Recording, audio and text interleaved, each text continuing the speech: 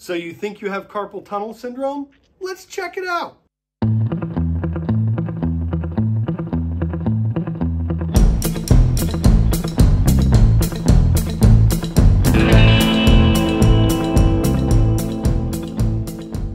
A lot of people think that they have carpal tunnel syndrome, but just because it feels like problems in your hands and just because you work at a computer does not mean that it's carpal tunnel syndrome. But there are a couple easy tests that are not foolproof, mind you, but that can give you a pretty good idea as to whether or not you have carpal tunnel. And I'm going to show you how to do them at home. You can test yourself out.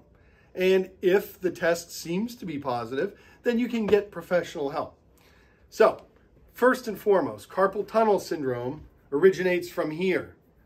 This is the carpal tunnel, okay? There's a tendon, a band of tissue that goes across the wrist right here. And then down your arm comes what's called the median nerve. Comes right down the middle, right underneath that band of tissue called the flexor retinaculum.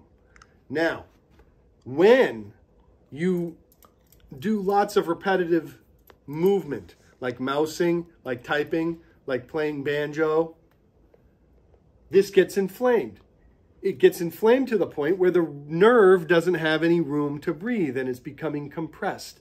And then when the nerve becomes compressed, these two fingers here and half of the middle finger may start to go numb, get weak, cramp up, and do some weird things. But the median nerve, the nerve that is affected in carpal tunnel syndrome, affects these three fingers, not these two fingers.